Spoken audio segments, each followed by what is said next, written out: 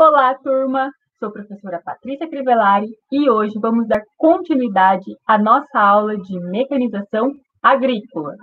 Hoje vamos falar sobre ensaios de tratores. Vou compartilhar a tela com vocês. Então, quais que são os objetivos dos ensaios agrícolas?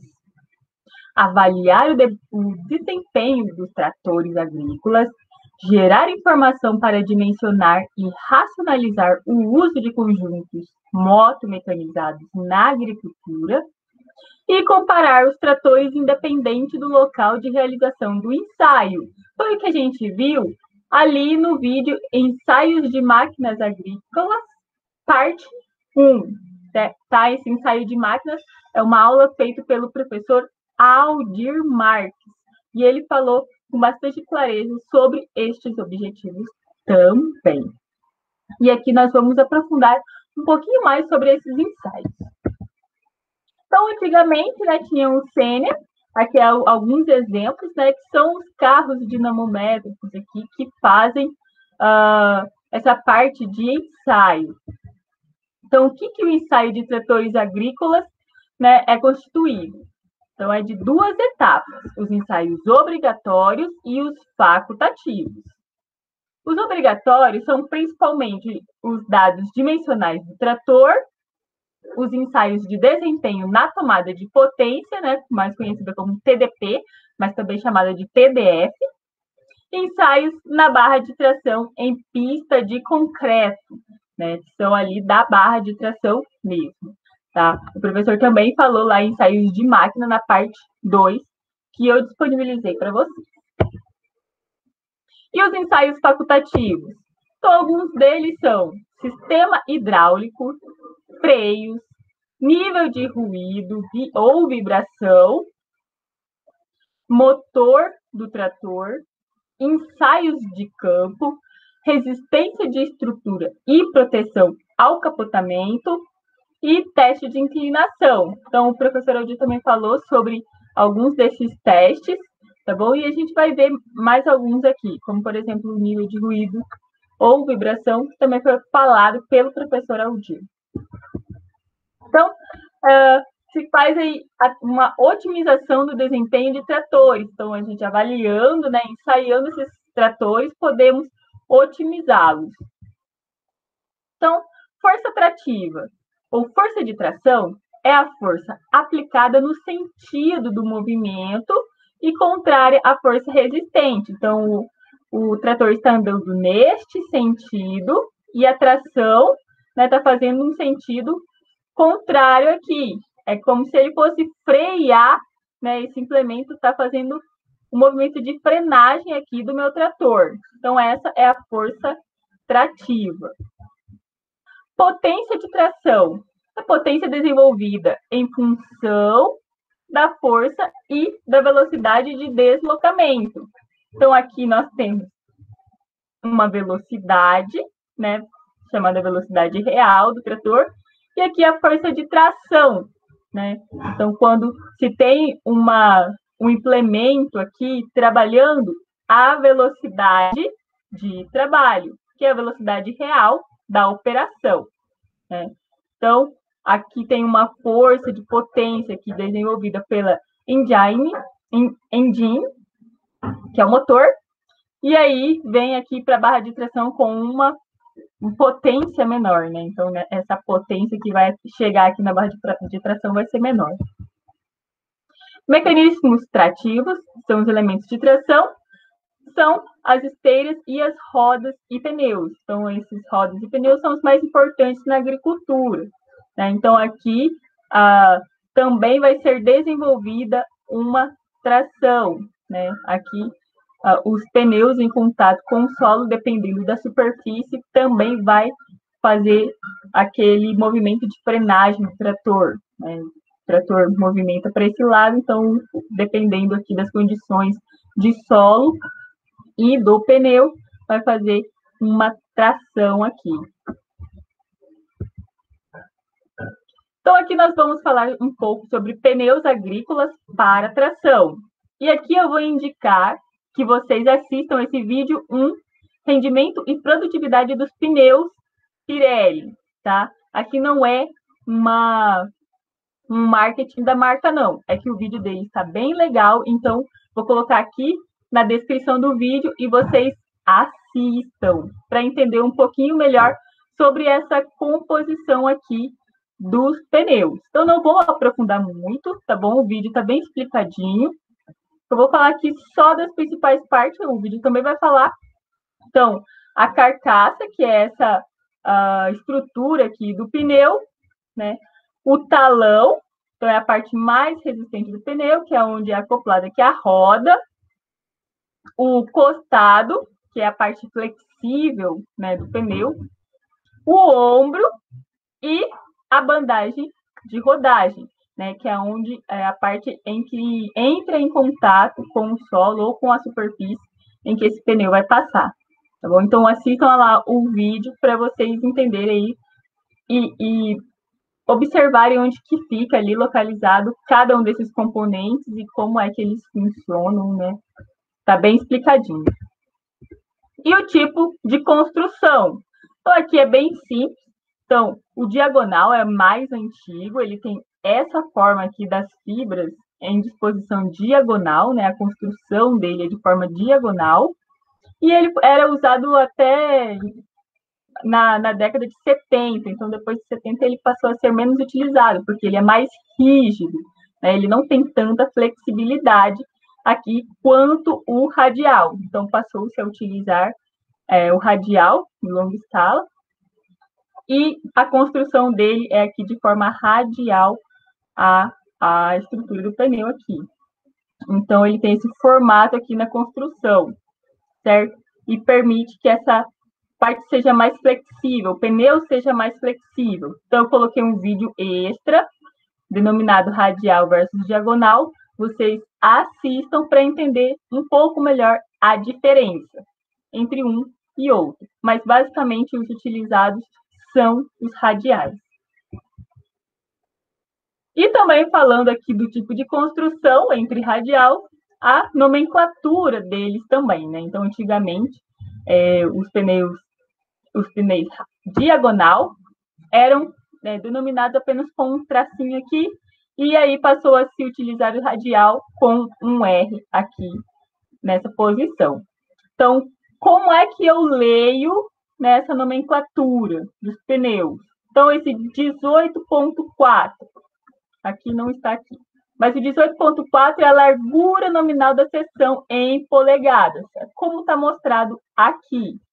O traço significa que ele tem uma construção diagonal, e esse 34 é o diâmetro nominal do aro, também em polegadas. Então, é aqui que é construído. Então, 23,1 polegadas, que é essa parte aqui, né, da largura nominal. O traço quer dizer que é diagonal.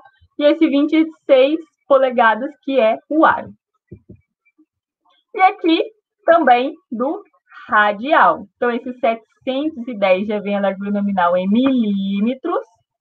O 70 é a relação de aspecto ou série, que é feito pela fórmula altura da seção por largura da seção, que vem a ser aqui 70% neste caso. A construção radial, né? Então, vem denominado aqui o R, bem no meio.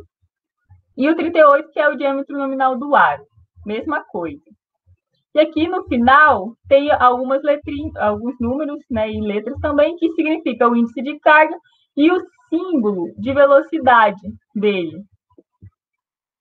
Aqui também é a mesma coisa, só que nessa parte aqui, quando vem esse tracejado aqui, falando também da relação de aspecto ou série, que no caso já é 80%. São para os pneus de direção ou transporte. E as funções dos pneus. Então, para que servem os pneus estreitos? Para aplicação, cultivo, pulverização e horticultura. Os médios, para aplicação, a sua aplicação para preparo do solo e colheita, e os largos para preparo de solo e colheita. Então, vai depender aqui da cultura, do preparo de solo, etc. Então, eu também coloquei aqui um videozinho para vocês assistirem. Então, classificação dos pneus agrícolas e um vídeo complementar falando das linhas de pneus com suas aplicações e um vídeo extra aqui falando de pneus e pressão para trator. Então, assista para vocês entenderem um pouco mais sobre esses usos e etc. Tá bom? Para a gente não alongar muito esse vídeo aqui, eles estão bem explicativos. Então, aqui, o tipo de banda de rodagem para as rodas matrizes, então pode ser R1, que é a utilização em condições normais, com adaptação em diferentes tipos de solo. Então, esse R1 é o que é utilizado na maioria dos tratores. O R1W, né, ele tem uma altura da garra 20% maior do que o R1. Então, ele se adapta melhor em superfícies pavimentadas, neste caso. Tá bom? O R2 é utilizado em solos úmidos, como em arrozais, né, solos alagados. O R3, as garras são pouco expressivas para trabalho em gramado e espaço verde, também usado para reboque. E o 4, o R4, para máquinas industriais e equipamentos usados em obras, tá bom? E tem aqui, no vídeo de classificação, vocês vão ver aí o I1 e 2, que são outros tipos de pneus, por exemplo, utilizado para direção, etc. Então, utilizado também na máquinas florestais. Então, assistam os vídeos para vocês terem um conhecimento melhor. Eles estão bem explicativos com desenhos, exemplos, tá bom? E também é importante a gente falar sobre a lastragem dos pneus. Aqui, a lastragem líquida de pneus diagonais são no máximo de 75% de água. Professora, por que não pode ser 100%? Porque eu faço a lastragem com água aqui dentro desses pneus. Então, onde que fica ali? Onde que eu coloco a água? Aqui no bico, né? Onde coloco o ar também. Porém, como é que eu vou colocar aqui a água aqui se ele está bem aqui, né? O bico onde eu coloco a água, ele fica aqui no aro. Então, não tem como eu avançar muito a água. Então, o máximo que eu consigo colocar é realmente 75%, tá bom? Mas também eu posso colocar em pneus radiais 40%. Né? Então, pode variar de acordo com o fabricante. Sempre é importante consultar o manual e o catálogo de pneus. Não vai colocando o lastro lá do jeito que vocês acharem, né? O mecânico falou que é assim. Não, gente, consulte sempre o manual e os catálogos de pneus, tá bom? E a adequação do trator para otimizar o desempenho de um trator, devemos determinar o peso correto, que é a lastragem do trator, no eixo dianteiro e no eixo traseiro. Utilizar pneus adequados e corretamente inflados. E adotar uma velocidade, que é a marcha, né? Eu vou definir a marcha adequada, que geralmente vem ali indicado numa tabelinha ali no trator. E avaliar também o avanço, a patinagem e a qualidade da operação. A qualidade da operação, a gente já fez alguns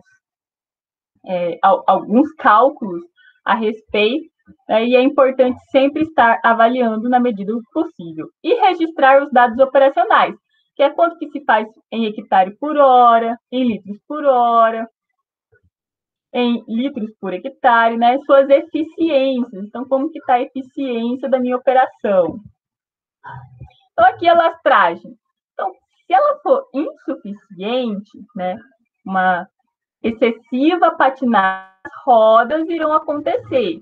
E com isso, haverá perda de potência de tração, desgaste acentuado dos pneus, um alto consumo de combustível e, consequentemente, uma baixa produtividade. E se a lastragem for excessiva? Então, eu vou ter um aumento da carga sobre a transmissão. Vai ter perda de potência de tração, um rompimento das garras dos pneus, né, porque eu vou estar fazendo mais força ali, porque está pesado. E também vai compactar mais o meu solo, vai gerar maior consumo de combustível, e isso também gera a baixa produtividade. Então, a ideia é que seja, né, o nível ideal. Então, aqui mais um exemplo de distribuição do peso do trator.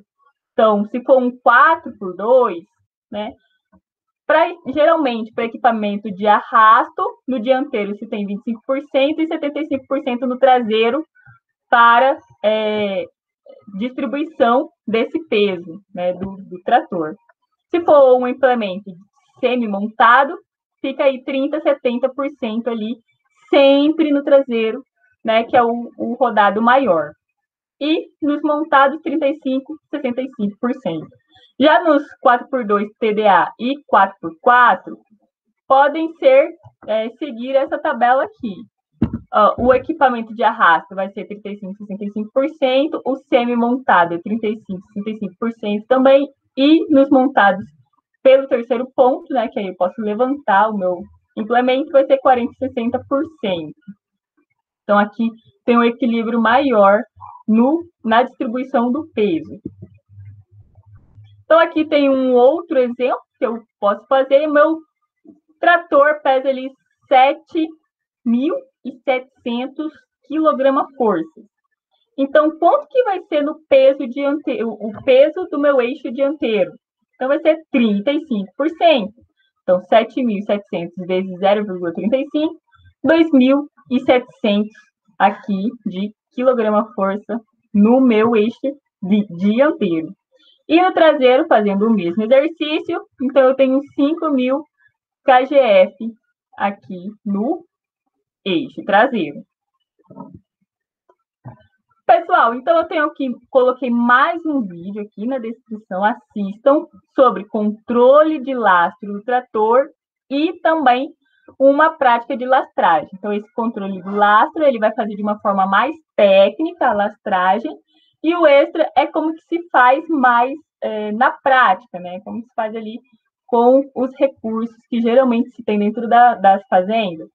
Então, assistam os dois vídeos, pausem aqui a nossa aula, assistam os vídeos para a gente continuar, tá bom? Então, aqui, depois de vocês assistirem o vídeo, vocês viram lá que podem ser feita lastragem sólida também, né? São os pesos que são colocados aqui na dianteira, no eixo dianteiro e no eixo traseiro.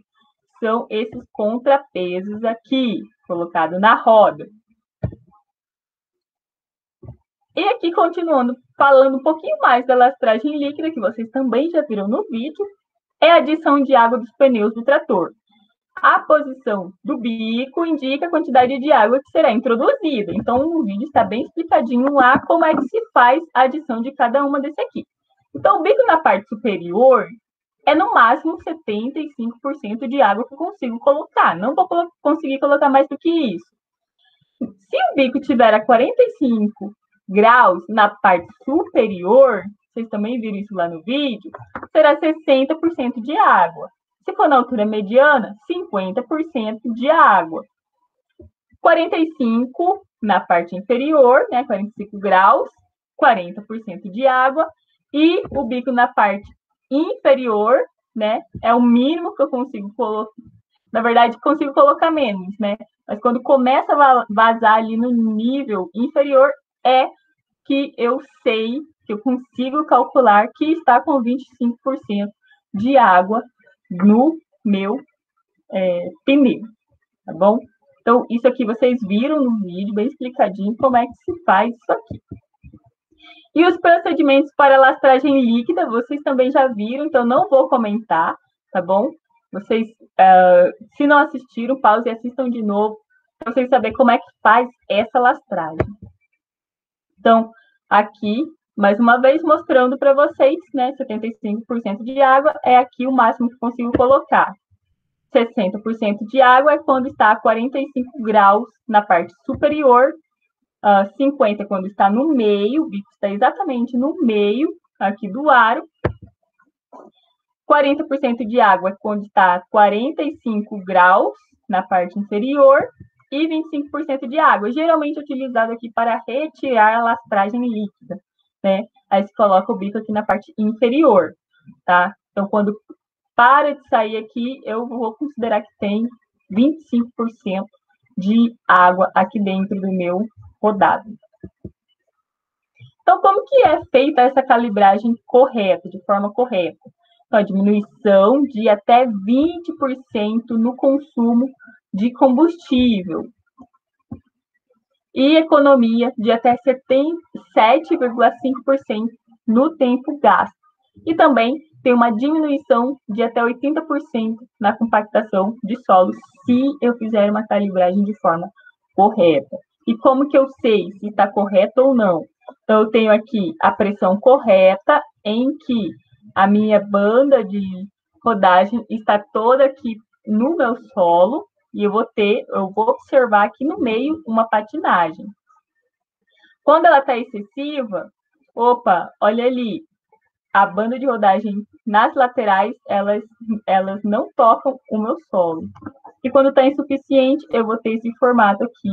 Então, os pneus vão estar muito murchos, né? E vai estar aqui com uma barriguinha a mais, excessiva. Isso mostra que a pressão está insuficiente, certo? Então, assistam aqui também esse vídeo extra que eu coloquei para vocês, que vai estar denominado Pneus e Pressão para Trator, ok? Tá bem explicadinho aí, tem bastante exemplo para vocês entenderem esse conteúdo. Para determinação da patinagem, então eu vou pedir para que vocês pausem o vídeo e assistam como medir a patinagem do trator. Também tem um vídeo extra de prática de patinagem ou patinagem. Então, pause o vídeo e assistam, que aí a gente volta aqui com a aula, já com vocês já entendendo tudo. Então, depois de assistir os dois vídeos, né, eu só vou comentar aqui rapidamente como é que é feito. Então, faz uma marcação aqui com o implemento andando, depois faz uma marcação sem implemento andando, quantas voltas deram com carga e sem carga. Então, aqui a gente sempre marca 10 voltas, né, com o implemento levantado, então sem carga, e depois nós contamos aqui com carga, quanto é que deu. E aí eu vou multiplicar por 100 para me dar a porcentagem de patinagem. E aí, eu vou ter aqui, de acordo com as voltas do equipamento trabalhando, eu vou ter qual que vai ser a minha porcentagem de patinagem. Então, 0, 5, se eu tiver ali 10,5 voltas, 5, etc. E aí, qual que é o recomendado? Então, para uma patinagem ali adequada, eu considero de 8 a 12%, né? Se tiver maior que isso, está ocorrendo uma patinagem excessiva, e se estiver menor, é uma patinagem insuficiente. Então, observar que deve-se evitar patinagens maiores que 15%. Bom, e aqui está uma demonstração do vídeo, que vocês também já assistiram, né? E aqui, mais uma vez, falando como é que é feita a patinagem correta. Então, identificação visual da patinagem, marcas do solo pouco definidas, vocês viram isso no vídeo, indicam deslizamento excessivo. Então, aqui está desuniforme, né, indicando que o deslizamento está excessivo. Neste caso, deve-se aumentar a quantidade de lastro, ok? E aqui, marcas do solo claramente definidas indicam deslizamento reduzido, né? Então, está muito bem definido, o pneu inteiro aqui desenhado no chão. Então, neste caso, deve-se diminuir a quantidade de lastro, né? Está insuficiente, está inadequado ainda. Então, quando está correto, a lastragem e a patinagem estará correta quando no centro houver sinais de deslizamento e as marcas nas bordas externas estiverem bem definidas. Então, como vocês viram no vídeo, né, quando estiver apenas no meio ali as marcas de patinagem e nas bordas estiver bem definido, é porque a minha patinagem agora está correta. E o avanço? O que é isso? É a diferença entre o número de voltas da roda dianteira sem tração e com tração para 10 voltas completas das rodas traseiras, medido em tratores 4x2 TDA. Então, o avanço recomendado é de 1 a 5%. Coloquei um videozinho aqui explicando certinho para vocês. Gente, não vou nem comentar muito aqui, porque lá está explicando, tá show o vídeo, tá demonstrando certinho como é que faz. Então, pause, assista o vídeo 5, que é denominado Índice de Avanço dos Pneus, para vocês entenderem como é que faz esse avanço, tá bom? Então, como que é que faz a determinação de avanço? Então, são 10 voltas da roda traseira, e aí eu vou calcular o número de voltas da roda dianteira. E aí, a tração, depois vou calcular com tração dianteira ligada e com a tração dianteira desligada. E agora a gente fala aqui dos ensaios na barra de tração, né? Que é geralmente que é sempre feita em pista de concreto, né? Quando se faz o ensaio de máquinas lá na barra de tração, eu faço em pista de concreto, que é a obrigatória. Eu consigo comparar aí com outros lugares, em qualquer lugar do mundo, né? Se eu fizer com o trator operando, eu não vou conseguir comparar, porque eu não vou conseguir fazer o ensaio e retirar apenas os dados do trator. Eu vou também ter que considerar o meu solo, né? Então, quando eu faço em pista de concreto, eu considero só os dados do trator e consigo comparar, certo? Então, como que é feito? Tem um videozinho ali, ensaios de máquina do professor Aldir.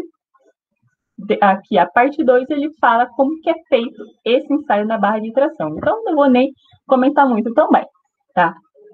Então, ela é sempre feita na pista de concreto e aqui no Brasil, né, na América Latina em si, faz-se lá na Unesp de Botucatu, que é a pista que tem para se fazer esses ensaios. Unidade móvel para ensaio na barra de tração, o MEB. Tá? Então, aqui é um carro dinamométrico que faz esses ensaios, consegue retirar todos os dados do trator. Tá? E nos ensaios de tração, o objetivo é avaliar o trator em sua principal função, a de realizar tração. Então, se coloca, né, um carro dinamométrico para, além de retirar aqui os dados, as informações do trator, também fazer uma tração aqui, né, um peso com o sentido de frenar aí o meu trator e conseguir calcular, fazer esse ensaio de tração. Então, aqui mais um exemplo, mais uma foto da pista de concreto, né? E, como vocês viram lá no vídeo, a norma de ensaio para a pista de concreto é basicamente a OECD, que faz aí, que tem as suas normas, suas regras de como fazer. Tá bom? Aqui também pode ser feito em solo mobilizado.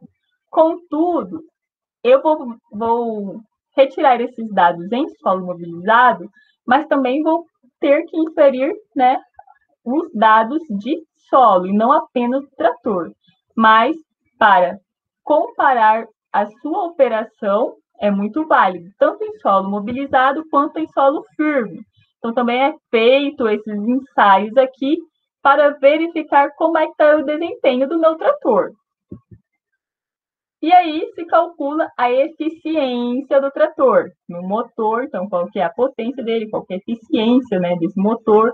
Na TDP, que após a potência máxima ali do motor, ela só vai diminuindo. Então, na TDP, a potência vai ser menor, então a eficiência também vai ser reduzida, né?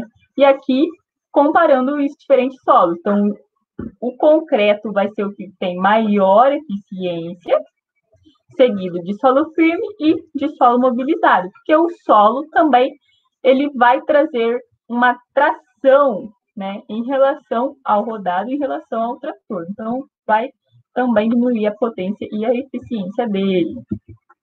E aqui está o exemplo, né, do Mensa, que é onde se realizam esses ensaios. É o Unesp de Botucatu. Força na barra de tração, então coloca-se uma célula de carga aqui, até 10 toneladas, para fazer aqui o ensaio da barra de tração. Ele vai calcular a força, né, que se tem aqui. O consumo de combustível, então tem aqui a entrada de combustível, eu coloco um fluxômetro, e aí a saída de combustível, eu vou calcular quanto é que está o consumo de combustível do trator. E a patinagem do rodado, que vocês já viram lá no vídeo, como é que faz, né? E aqui também tem os sensores de rotação que vai calcular a patinagem do rodado. E aqui também o acionamento que se faz aqui, a roda odométrica, que é uma outra forma que pode se fazer a patinagem desse rodado.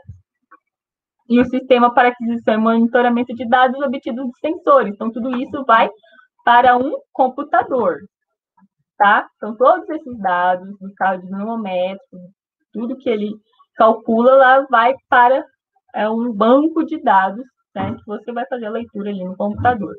Então, quais são os dados que podem ser obtidos? A velocidade de deslocamento, o consumo específico de combustível, a potência útil na barra de tração, a patinagem nas rodas motrizes e a capacidade operacional de campo. São os dados que eu consigo ali do carro dinamométrico fazendo esses ensaios. Então, aqui, como eu mostrei para vocês, vai tudo para o meu computador, né? Eu fazendo isso aqui. Tanto no móvel quanto no fixo. Então, quais são as vantagens desses tipos de ensaio simulando carga na barra de tração e não avaliando o implemento no campo? Então, quando eu faço um ensaio, eu consigo ter todos os dados do trator, né? Eu sei que aquilo é o que o trator pode desempenhar, certo? E eu também consigo comparar com outros países, né? Com tratores de outros países, porque eu faço aquilo de forma padronizada, normatizada, certo? E aí eu consigo comparar. Então, vai ser igual se eu fizer um teste aqui e se eu fizer um teste lá na Espanha, se eu fizer um teste lá nos Estados Unidos. O meu trator vai desempenhar, vai obter os mesmos dados de desempenho que eu tive aqui. Por quê? É um teste padrão, certo? E aí, quando eu faço aqui com o implemento no campo, eu tenho que considerar o solo. Então, por isso que é um pouco diferente. Então, os testes é para testar, para saber se funciona, que é o que geralmente eu faço no campo, né? Que é diferente de ensaio, que eu venho avaliar com rigor, então eu tenho o uso de metodologias padronizadas, com repetições. Então, para eu fazer um teste, um ensaio, eu preciso ter repetibilidade, explorando os pontos positivos e negativos, e ao final gerando um relatório. Então, quais são os objetivos dos ensaios? De novo, obter informações detalhadas com rigor avaliativo, permitir comparabilidade. Então, como eu disse, eu posso comparar em qualquer lugar do mundo, porque é um teste padrão. E auxiliar nas tomadas de decisões. Então, aqui, ó, como que eu posso comparar um lugar com outro? Então, o ensaio tem que ser padronizado. Se eu tenho padrão, então eu consigo comparar com outros lugares do mundo. E as principais avaliações que podem ser feitas, que geralmente são feitas: a potência e torque na TDP, a força de tração, potência na barra de tração, a patinagem, velocidade de deslocamento, o consumo de combustível, a rotação do TDP, do motor, o rendimento do sistema, né, que é eficiência, o nível de ruído, monitoramento de temperatura, pressão, condições atmosféricas e outros de interesse específico também pode ser avaliado. E aí aqui a gente vem falar mais uma vez aqui do motor de combustão, que vocês já sabem o que é, porque todos fizeram máquinas. Converter energia química do combustível em energia mecânica, de forma que esta esteja disponível em um eixo rotacional, manifestando torque e potência.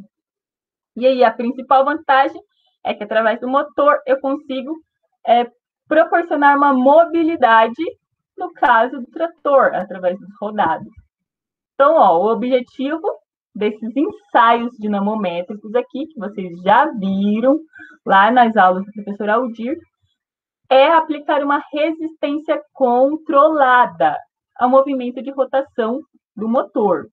Então, aqui um exemplo do meu motor transformando energia química em energia mecânica lá no final, que vai transformar esse movimento, né, do meu trator. Então, os primeiros registros de uso em tratores foi em 1909 nos Estados Unidos, certo? E aqui o rotor e freio, um exemplo aqui de tração. Então, eu tenho motor produzindo uma energia mecânica, e aqui, né, com esses ensaios dinamométricos, eu consigo verificar a tração desse meu motor, né? O quanto que ele vai perder de força, de potência. Então, pessoal, coloquei o vídeo aqui, ensaios dinamométricos. Também o vídeo ensaio de máquinas parte 4 vai falar da dinamometria. Então assistam, pausem o vídeo, assistam, que vocês vão entender bem melhor do que é que eu estou falando, né? Até porque o nome é um pouco complicadinho, mas vocês pausem o vídeo e assistam que vocês vão entender melhor. Então o objetivo é opor uma resistência controlada ao movimento de rotação do vira-brequim. Então é a barra de tração aqui, eu vou tracionar. Então o trator está para cá, eu vou puxar para o outro lado. Isso que vai fazer ali a tração. E aí a dinamometria vai calcular, né, essa força de tração. Então, pode ser um dinamômetro móvel, um dinamômetro fixo, e ambos vão me dar aí qual que vai ser qual que será a força de tração que o meu trator está desempenhando. E a reserva de torque, a faixa entre o torque máximo e o torque na potência máxima. Então, a faixa de utilização do motor em plena carga, onde o motor apresenta funcionamento estável e autorregulando, então ação de bomba injetora. Em outras palavras, a capacidade de sustentação do motor, que é aí essa minha faixa de torque. Então, antes de 1996, uma reserva de torque menor que 10% era ruim, e maior que 15% era bom, né? Atualmente supera os 25%, né? E o que o da John Deere aqui, o 6415, já tem uma reserva de torque de 28,14%. Então, é o quanto que o motor consegue aumentar em capacidade de força, né? Então, maior reserva de torque, maior retomada. E aqui, demonstrando a relação entre torque e potência. Então, eu tenho aqui desse lado a potência e a rotação do meu motor. Então, a gente observa aqui que quanto maior a rotação, maior a minha potência. Até um determinado ponto aqui, né? Então, eu vou ter uma potência máxima. Se eu aumentar a rotação, eu posso até diminuir, né, a minha potência, além de aumentar o consumo de combustível. Não está aqui, mas vocês viram lá no vídeo de ensaio de máquinas que o professor Aldir falou. Então, mesma coisa aqui, o tracejado vai acabar tendo aqui uma potência máxima e depois disso diminui. Aí, já no torque, então aqui o torque demonstrando de uma forma contrária aqui, nesse outro eixo. Então, quanto menor for a minha rotação, neste caso aqui, maior está sendo o meu torque, né?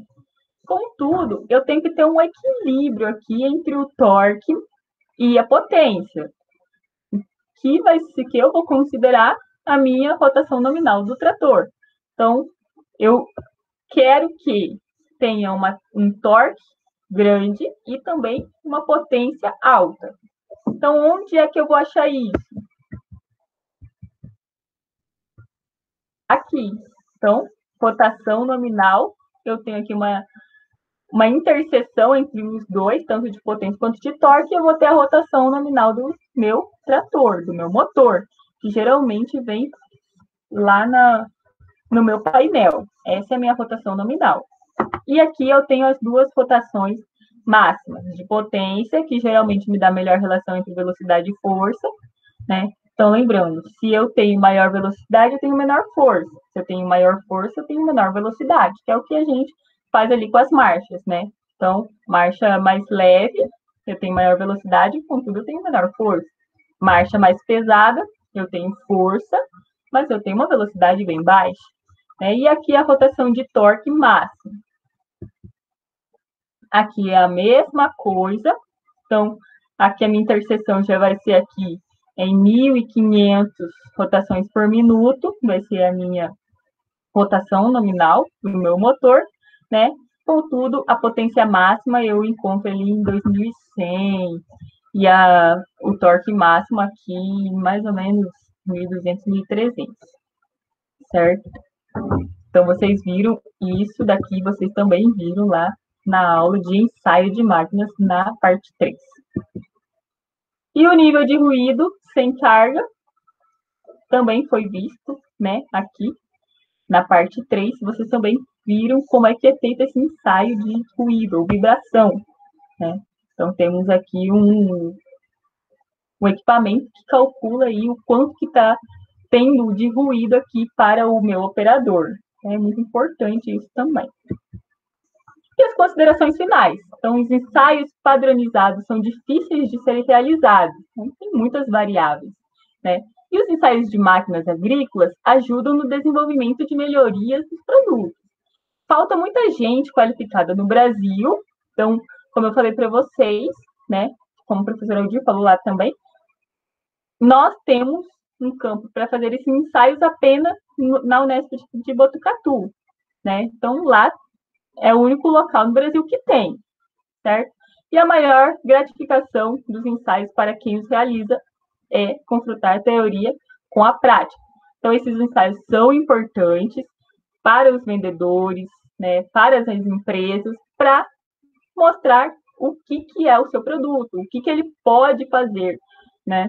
Então, é importante esses ensaios. Quem tem esses ensaios deveria realmente ser gratificado. Opa, eu tenho aqui um comprovante de que esse trator foi ensaiado. Estou te vendendo um trator com essas especificações.